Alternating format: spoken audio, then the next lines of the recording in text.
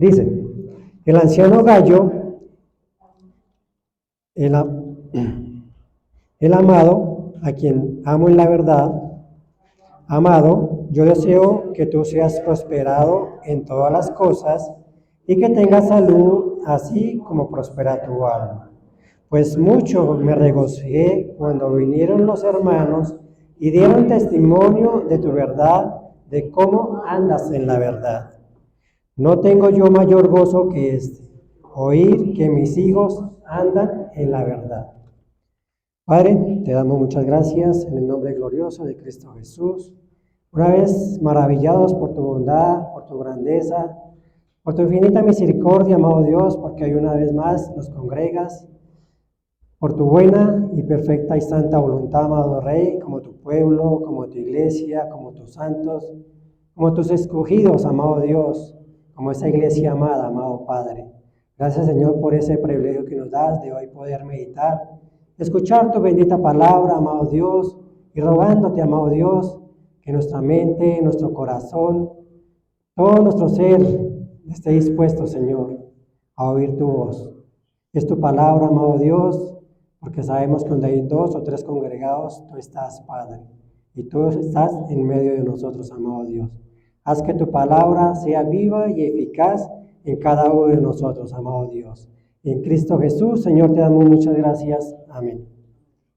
Bueno, mis hermanos, los invito a que tomen sus asientos. Y para el día de hoy vamos a empezar con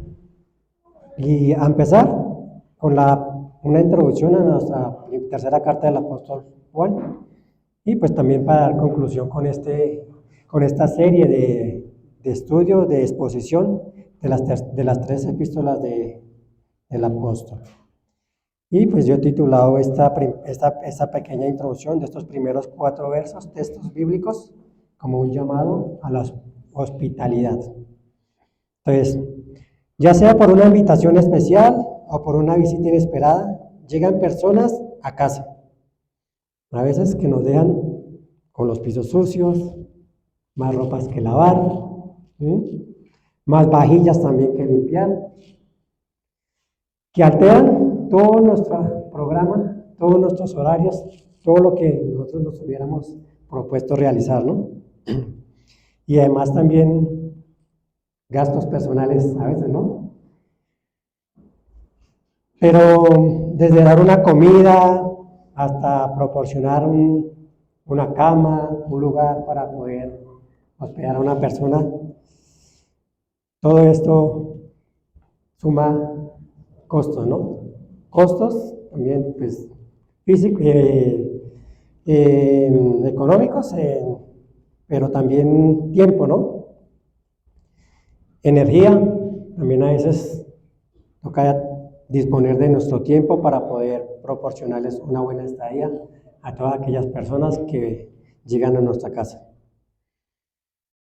Pero la forma en que tratemos a cada uno de estos visitantes, a cada una de estas personas que de una u otra manera llegan a nuestros hogares, sacan a evidencia o dejan ver verdaderamente cuáles son nuestras intenciones y hasta poder interiorizarnos a nosotros mismos qué es lo más importante para nuestras vidas o para nosotros.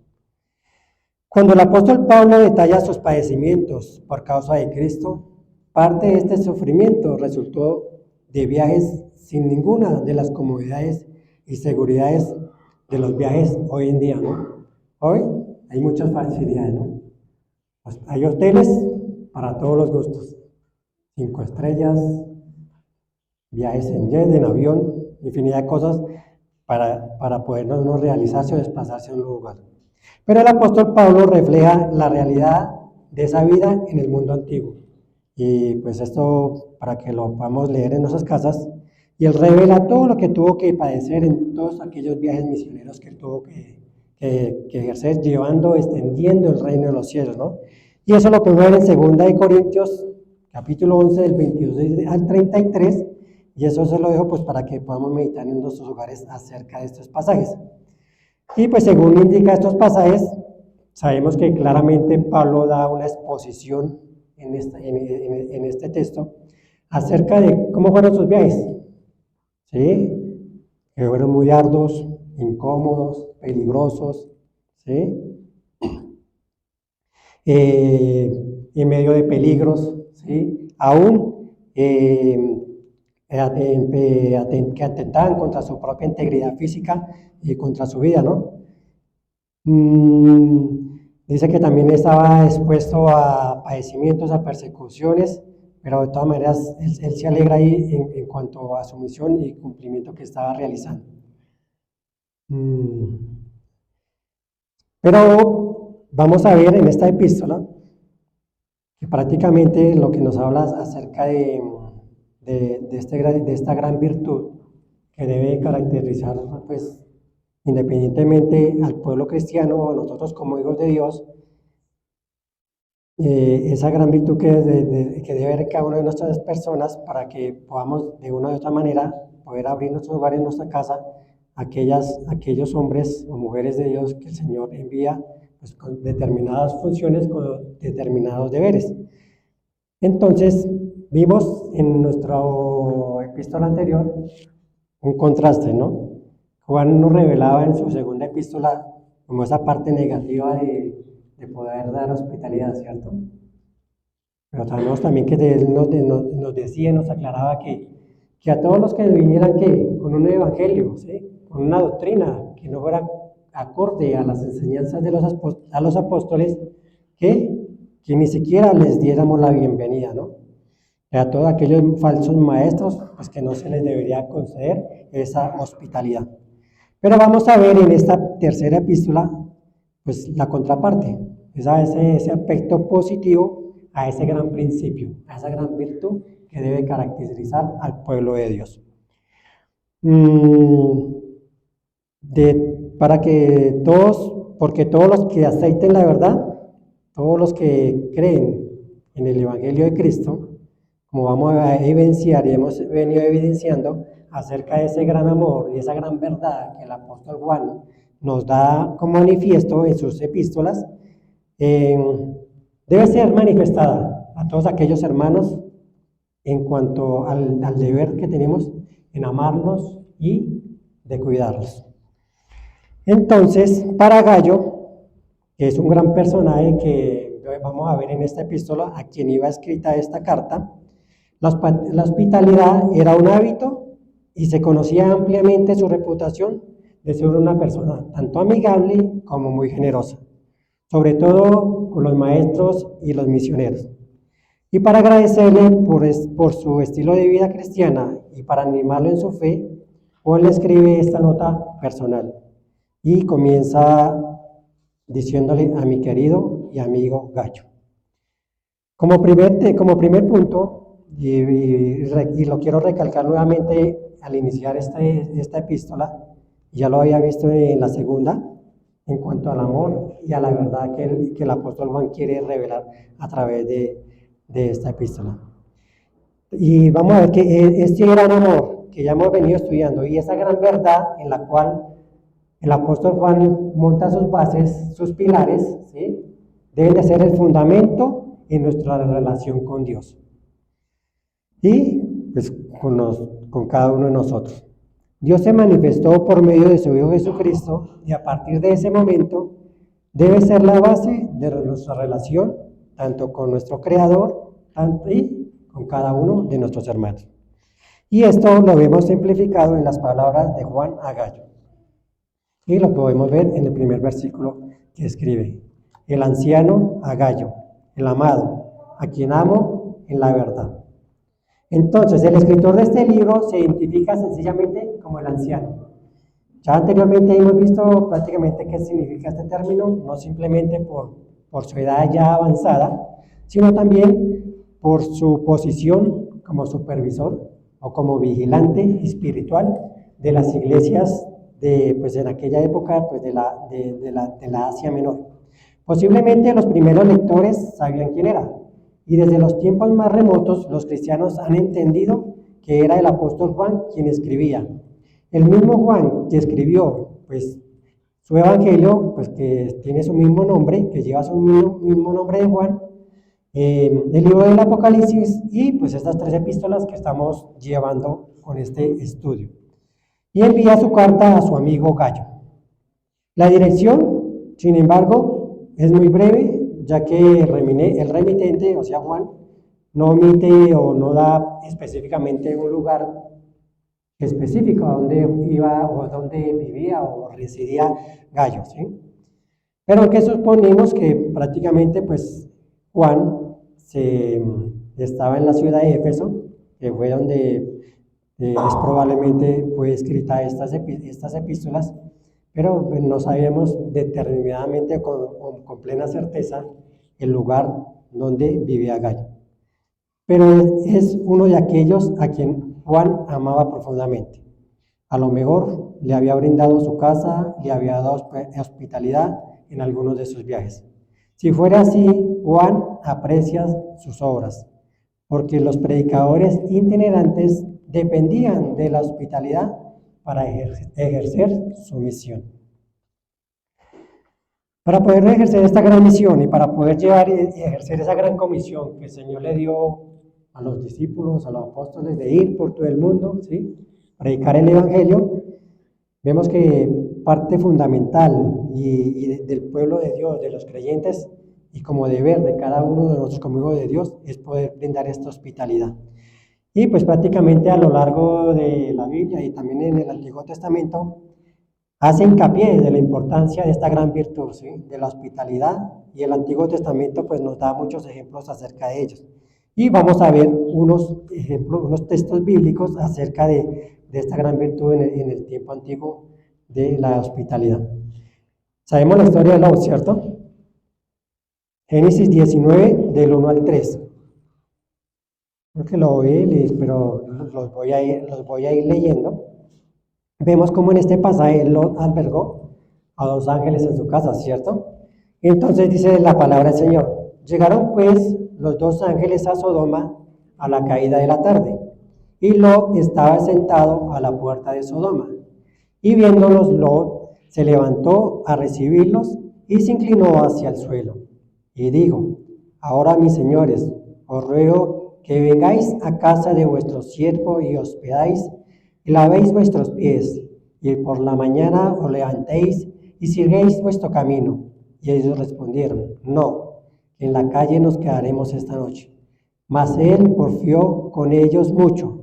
Y fueron con él y entraron a su casa y les hizo banquete y coció panes sin levadura y comieron. ¿Sí? También en el libro de Génesis, en el capítulo 24, el versículo 31 del 32, vemos cómo Labán ofreció hospitalidad al siervo de Abraham, ¿cierto? Y le dijo, ven, bendito de Jehová, ¿por qué estás afuera? He preparado la casa y el lugar para los camellos. Entonces el hombre vino a casa y Labán desató los camellos y les dio paja y forraje y agua para lavar sus pies de él y los pies de los hombres con el que él venía. También lo vemos especificado y más evidenciado en la mujer tsunamita y el profeta Eliseo, ¿cierto? En Segunda de Reyes, para que tengan ahí, capítulo 4, del versículo del 8 al 10, dice que aconteció también que un día pasaba Eliseo por Sunem, y había allí una mujer importante que le invitaba insistentemente a que comiese. Y cuando él pasaba por allí, venía a la casa de ella a comer. Y ella dijo a su marido: he aquí ahora yo entiendo que este que siempre pasa por nuestra casa es varón santo de Dios. Yo te ruego que hagamos un pequeño aposento de paredes y pongamos allí cama, mesa, silla, candelero, para que cuando viniere a nosotros se quede en él. Qué hermoso, ¿no? No hay la mujer que Tsunamita dispuso un lugar, ¿no? Lo acomodó, lo remodeló, especialmente para aquellos hombres enviados por Dios, que iban cumpliendo ese gran mensaje, llevando ese gran mensaje de salvación. Y en defensa de su integridad, un pasaje muy conocido por nosotros acerca de Job. Job declaró en Job 31, versículo 32, cuando sus amigos vinieron delante de él a denegrar de él, a levantar falsos testimonios con él, él pudo levantar su cara, como decimos, poner pecho. Y dice que en defensa de su integridad, él declaró, el forastero no pasa fuera a la noche, sino que mis puertas abría al caminante. No ve la importancia de esa gran virtud de la hospitalidad. Y Job tuvo ese gran carácter y esa gran valentía de poder pararse y defender con plena seguridad y cierta certeza de que como él, ¿sí?, albergaba, acogía a todos aquellos que iban en peregrinación o que iban pues, buscando un lugar donde hospedarse. Lo que no encontró José y María, ¿no? No encontraron casi lugar ni un lugar preparado ni especial para la venida de nuestro Salvador. Ellos sí no encontraron un lugar como este. Pero esta opinión general de la cultura judía respecto a la hospitalidad se destaca también en el Nuevo Testamento. Y esto lo vemos en el encargo que nuestro Señor Jesucristo le hizo pues, a aquellos discípulos a los cuales se encaminó. Y en Lucas vemos dos textos claramente acerca de, pues, también de esta gran virtud de la hospitalidad. Lucas capítulo 10, el versículo del 5 al 7, dice el Señor, en cualquier casa donde entréis, primeramente decir, paz sea esta casa. Y si hubiera allí algún hijo de paz, vuestra paz reposará sobre él, y si no, se volverá a vosotros. Posad en aquella misma casa, comiendo y bebiendo de lo que os den, porque el obrero es digno de su salario. Y más adelante también en Lucas, en el mismo Lucas capítulo 10, en el versículo 11, dice, mas en cualquier ciudad o aldea donde entréis, informaos quién en ella sea digno y posar allí hasta que salgáis. Marta también, una gran mujer que vio una gran hospitalidad acerca de nuestro Señor Jesucristo, y ahí en Lucas 10, en 38 dice, aconteció que yendo de camino, entró en la aldea y una mujer llamada Marta le recibió en su casa. La hospitalidad no era tan solo una obligación cultural de aquella época, mis hermanos, sino un deber cristiano. Esta es una expresión muy necesaria y práctica de amor que debería caracterizar a una comunidad de creyentes. Como nos lo dice en Romanos 12, versículo 3, compartiendo para con las necesidades de los santos, practicando la hospitalidad. Y en 1 de Pedro, capítulo 4, versículo 9, nos hace un llamado también, hospedaos los unos a los otros sin murmuraciones. Y en 1 Timoteo, capítulo 3, versículo 2, también en ese pasaje vemos, pero es necesario que el obispo sea irreprensible, marido de una sola mujer, sobrio, prudente, decoroso, pero no solamente acto para enseñar, como todas estas virtudes que debe tener este varón de Dios escogido como sus principios, sus deberes, sino que debe ser una persona hospedadora. Entonces vemos aquí a través de estos textos, tanto del Antiguo Testamento como del Nuevo Testamento, cómo esa gran virtud de la hospitalidad debe ser una característica pues, de nosotros como hijos de Dios, como creyentes de Dios. Claro que hoy en día no podemos estarle abriendo las puertas, pues, digamos, a cualquier persona, ¿no? ¿Cierto? Porque sino es un llamado para que prácticamente nosotros podamos reposar en la confianza del Señor y poder brindar eso que el Señor nos ha puesto en nosotros, ese amor.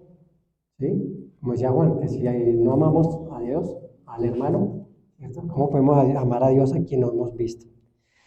Pero también dice, nos habla ahí y aparece un gran personaje acá, a quien iba a dirigir esta epístola. Y aquí nos habla de Gallo. ¿Sí? ¿Y quién era Gallo? Pero podemos ver que la identificación es muy difícil acerca de este personaje, no podemos decir con certeza quién era Gallo, porque es que este nombre era muy común en medio del Imperio Romano, ¿sí? En medio del Imperio Romano este nombre era muy común, de que las personas se llamaran de esta manera. Pero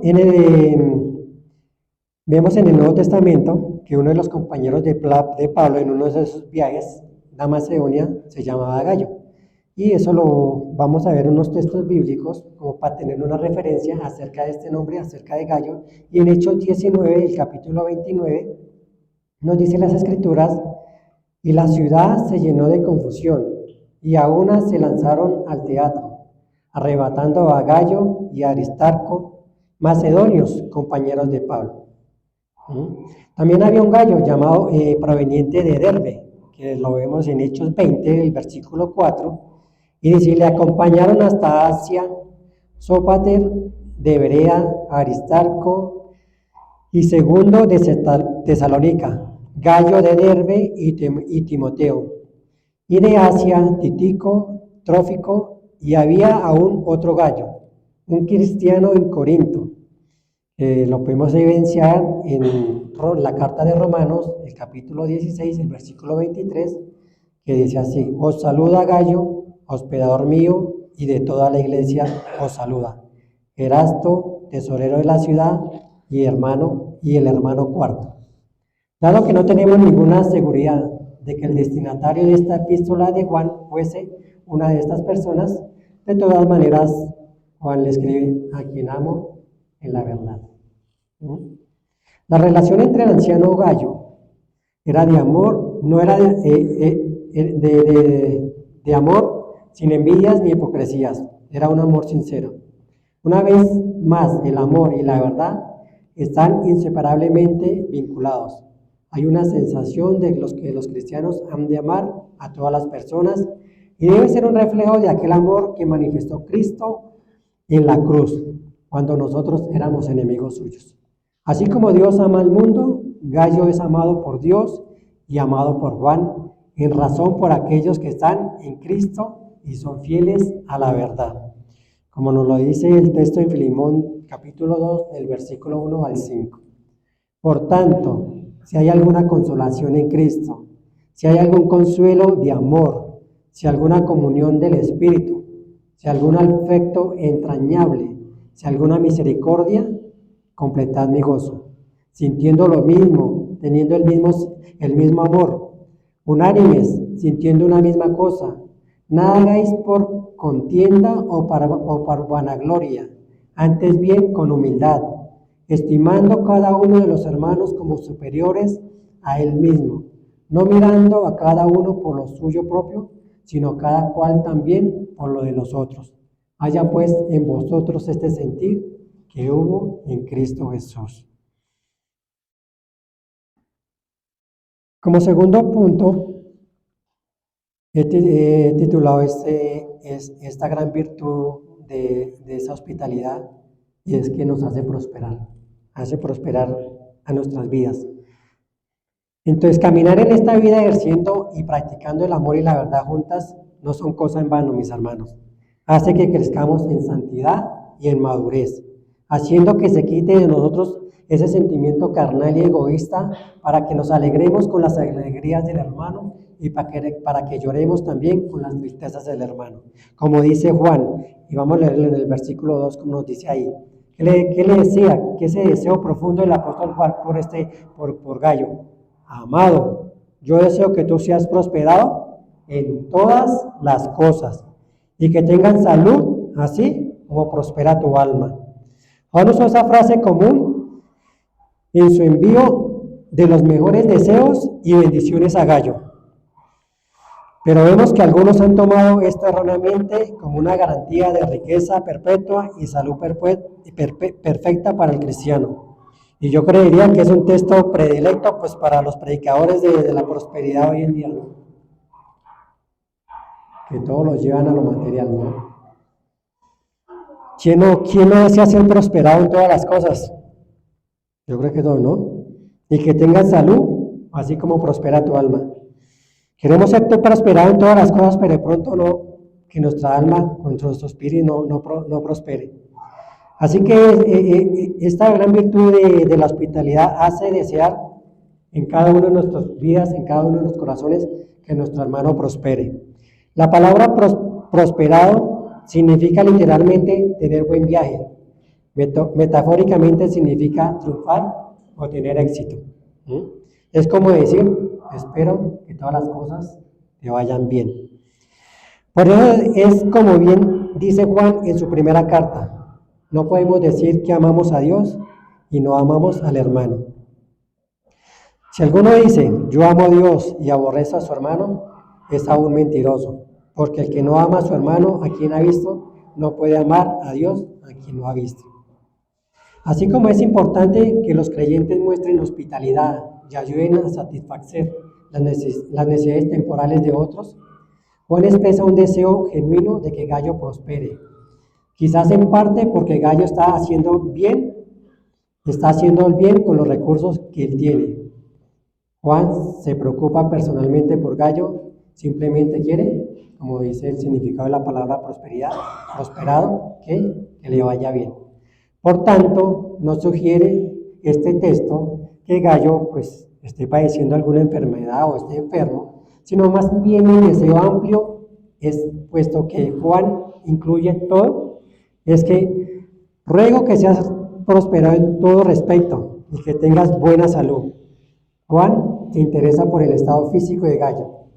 Le desea salud física, de modo que no tuviese limitaciones en su servicio al Señor y su iglesia. Juan se preocupa por las necesidades físicas y espirituales de Gallo, así como Pablo se preocupaba por la salud física de Timoteo, como nos lo dice en 1 Timoteo 5, versículo 23. Ya no bebas agua, sino usa un poco de vino por causa de tu estómago y de tus frecuentes enfermedades. Veo, mi hermano, aquí esa gran importancia de ese interés, esa preocupación. Y esa preocupación no solamente por las necesidades físicas de Gallo, sino que Juan se preocupaba por el estado espiritual de Gallo, ¿no? Ya vamos a evidenciarlo en todo este texto, en toda esta tercera epístola del apóstol Juan. No solamente nos hace que el hermano prospere, sino también que nos hace prosperar espiritualmente. El andar en la verdad y el andar en ese amor nos hace crecer en santidad y ver a nuestro hermano como Dios quiere que le veamos. Haciendo esto, también moldea nuestro ego y nos hace crecer en santidad para la gloria de Dios. Vemos, mis hermanos, que a través de esta epístola, ese amor genuino de cada uno de nosotros como creyentes, debe ser ese amor movido, ¿sí? No por el interés de que podamos sacar provecho ¿no? de tal o de tal persona, sino de nuestros hermanos, ¿sí? Sino que sea ese interés dado, que salga de ese anhelo profundo de poder ser servidores, de poder servir a cada uno de nuestros hermanos, a las personas que Dios se ponga en nuestro camino, que podamos verdaderamente poder reflejar el amor de Cristo a través de cada una de nuestras vidas, a través de nuestro comportamiento, a través de nuestras actitudes. Por eso también decía en Mateo 23:11, que el que es mayor de vosotros tiene que venir a ser como nuestro siervo, ¿cierto? Así como prospera tu alma, es un mensaje que le da el apóstol Juan a Gallo. Aquí hace una analogía entre la condición de nuestra salud y la condición de nuestra alma. Muchos cristianos estarían gravemente enfermos si su salud física estuviera instantáneamente al mismo estado en que estuviera su salud espiritual. ¿Cómo está nuestra salud espiritual? Si nuestra salud espiritual anda bien, correctamente, creo que físicamente también andaríamos bien. Por eso Juan hace aquí esta analogía. Si la persona estuviera verdaderamente enfermo, si su salud física estuviera instantáneamente al mismo estado en que su salud espiritual. Pero la salud del alma del Gallo le producía mucha alegría a Juan. Esto es por lo que Juan se regocijaba en este texto. Eso es por lo que le daba gran alegría a Juan. Que la salud física, ¿sí? Del alma, del corazón de Gallo, producía fruto, porque estaba entre aquellos que son sanos en la fe y que crecen constantemente en la gracia y en el conocimiento de nuestro Señor Jesucristo, y que andan como es digno del Señor, agradándole en todo. Juan sabía que esto era cierto, porque el testimonio de quienes que lo conocían personalmente, como se declara en el siguiente versículo. Versículo 3. Pues mucho me regocijé cuando vinieron los hermanos y dieron testimonio de tu verdad, de cómo andas en la verdad. Este gran amor, hermano, que el apóstol nos evidencia en sus epístolas, no nos lleva fuera de la verdad, nos mantiene anclados en la verdad y sabemos qué es la verdad, ¿cierto? Cristo es la verdad. Este amor no nos puede llevar ni desviar ni apartar de los caminos de Cristo. Como dice la Escritura, puestos vuestros ojos en Jesús, el autor y consumador de la fe. Mucho me alegré, mucho me regocijé, dice Juan, cuando algunos hermanos, probablemente predicadores itinerantes a los que Gallo había brindado hospitalidad, vinieron y dieron testimonio de sus obras. Cuando algunos hermanos vinieron y hablaron de esa gran fidelidad, de la verdad de Juan, en el griego original indica que los hermanos venían con frecuencia a Juan para dar testimonio acerca del amor y de la fidelidad de Gallo. ¿Y quiénes eran estos hermanos? Pues se trataba de misioneros itinerantes que visitaban a Gallo, en cuya casa recibían alojamiento. Y ahora ellos han llegado hasta Juan con elocuentes palabras de alabanza para Gallo. En el hogar de Gallo ellos habían experimentado las evidencias del amor cristiano. Pero sigue regocijando ahí cuando dice, y como continúas andando en la verdad. Este era un gran sentir y propósito de Gallo, seguir el ejemplo de Jesús. Como nos recuerda ahí en 1 Juan, que es la 2:6, el que dice que permanece en él debe andar como él anduvo. Yo creo que Gallo tenía en su corazón, en lo más profundo de su alma, y le retumbaban en su mente esas palabras de Jesús. El que a mí viene, yo no le echo fuera, ¿cierto?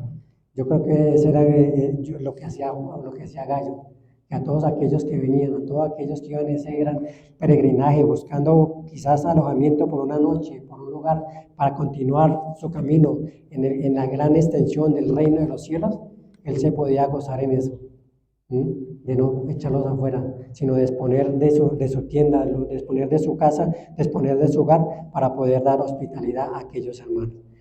Mostrar la hospitalidad era una manifestación de amor. Sin embargo, Juan elogió a Gallo por su compromiso con la verdad, como siempre ocurre con los creyentes. El amor genuino de Gallo fluía de su obediencia a la verdad revelada en la palabra del Señor. Tales elogios son evidentes en muchos creyentes en el Nuevo Testamento. En Romanos 6, versículo 3, vemos unos elogios a Priscila y Aquila, ¿sí? Un equipo aquí de esposo y marido, ¿sí? Mujer, esposos, un equipo de esposos dedicados y que fueron ejemplo, que eran muy apreciados para Pablo, fueron elogiados por los grandes sacrificios que habían hecho en beneficio del apóstol. También vemos en 1 Corintios, el capítulo 16, el versículo 15 al 16, Estéfanas y su casa, junto con Fortunato y Acaico, fueron elogiados por su servicio a los santos. Sin embargo, no hay mayor elogio para un cristiano que conozca la verdad revelada por Dios y que viva conforme a ellos.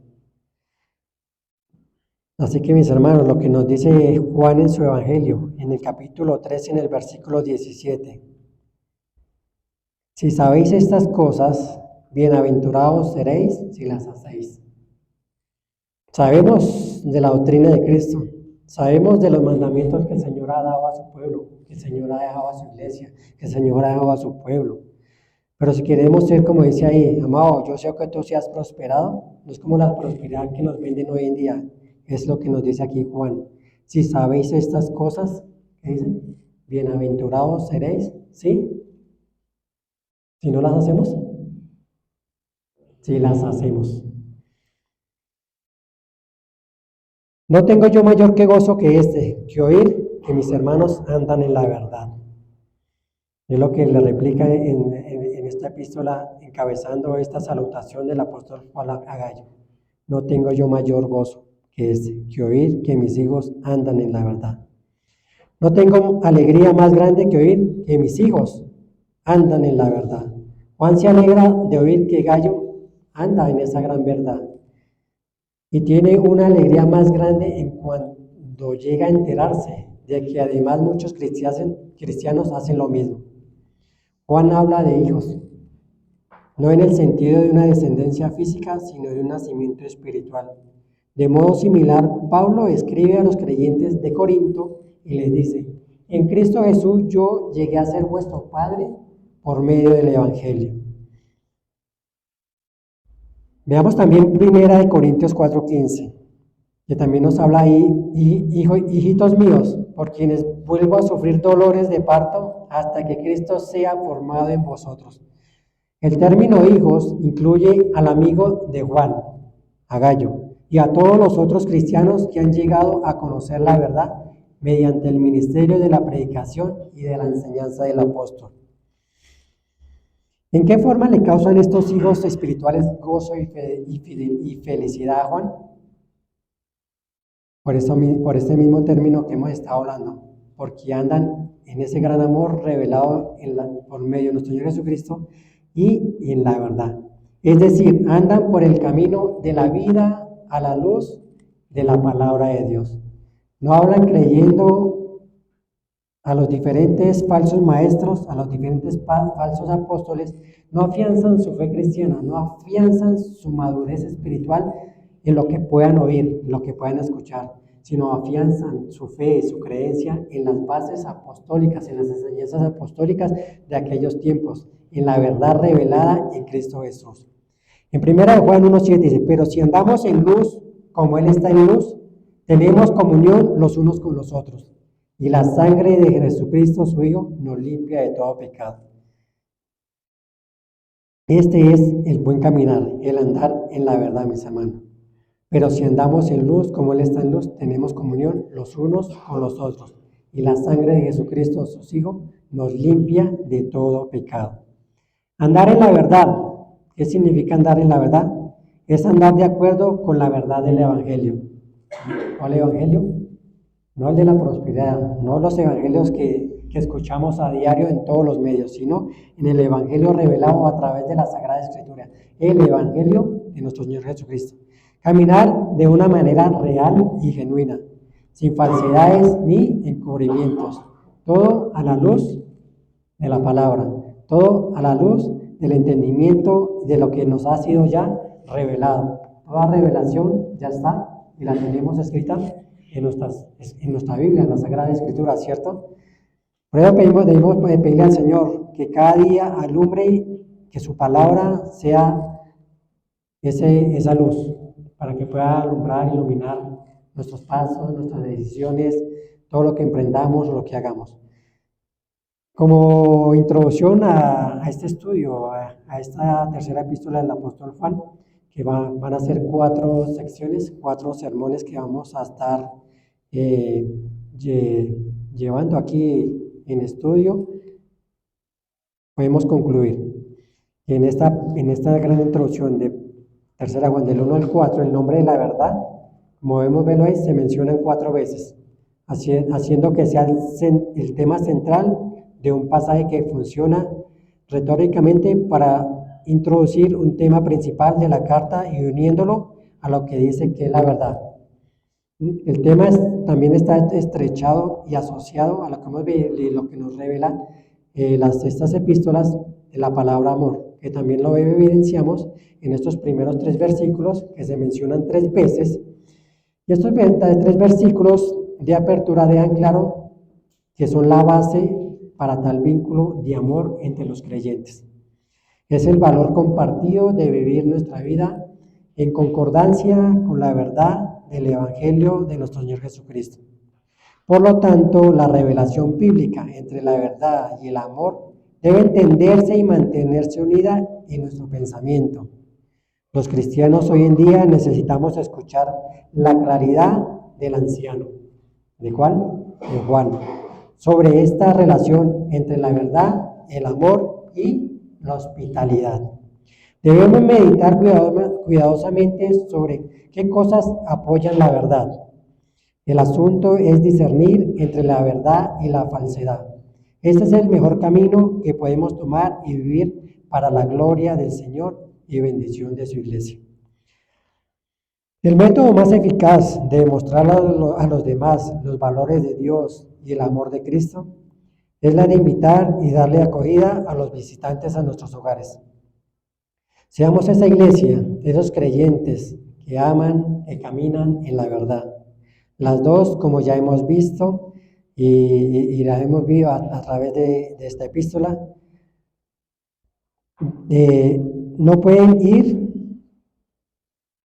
la una sin la otra. Tanto el amor de Dios, tanto el amor revelado a través de Juan, tanto la verdad en Cristo Jesús, no se pueden separar. Y esas dos verdades no nos pueden distanciar, no nos pueden apartar, ni nos pueden alejar de la obra redentora que Cristo Jesús ha hecho en nuestras vidas.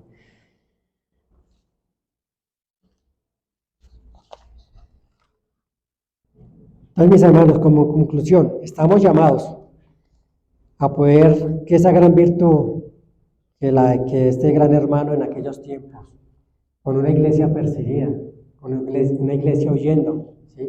Con unos hermanos esparcidos a lo largo del Asia, llevando ese mensaje del Evangelio, llevando ese mensaje de la predicación. Cómo Dios dispone y prepara hombres y mujeres para que sus siervos encuentren reposo, encuentren abrigo, ¿sí? Encuentren una palabra de ánimo y fortaleza.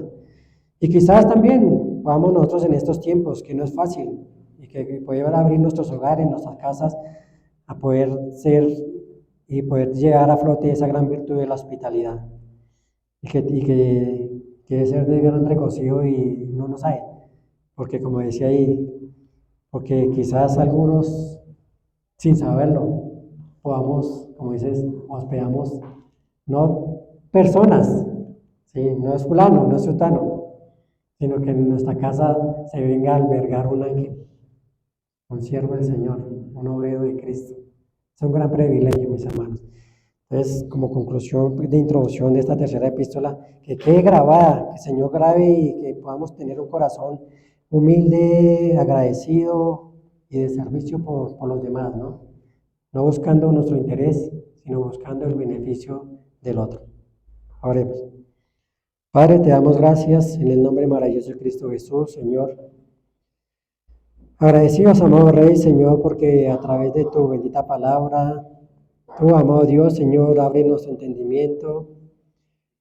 Nos lleva, Señor, a reflexionar y a meditar, amado Dios, en tantas virtudes, en tantos valores, amado Dios, que descuidamos. Que no es fácil en estos tiempos, amado Dios, pero que seas tú, en tu perfecta voluntad, que podamos nosotros poder ser esos hermanos que damos hospitalidad, abrimos nuestras casas, nuestros hogares, nuestras vidas al servicio de los demás, amado Dios. Así como lo enseñas a través de tu palabra, a través de tantos textos bíblicos, Señor, a través de tanta evidencia en tus sagradas escrituras, amado Dios. Sabemos, amado Dios, Señor, que es tu pueblo, es tu iglesia, somos tus hijos, amado Dios, y tú obras conforme a tu perfecta y santa voluntad en cada uno de nosotros, amado Dios. Oh Padre, ayúdanos, capacítanos, prepáranos, amado Dios, danos un corazón entendido, que sea tu gracia, tu favor sobre cada uno de nosotros, y que cada día, amado Dios, Señor, podamos ser siervos tuyos y siervos de nuestros hermanos, siervos de nuestro prójimo, siervos de nuestros semejantes, amado Dios. En Cristo Jesús, Padre Santo, te damos muchas gracias. Amén.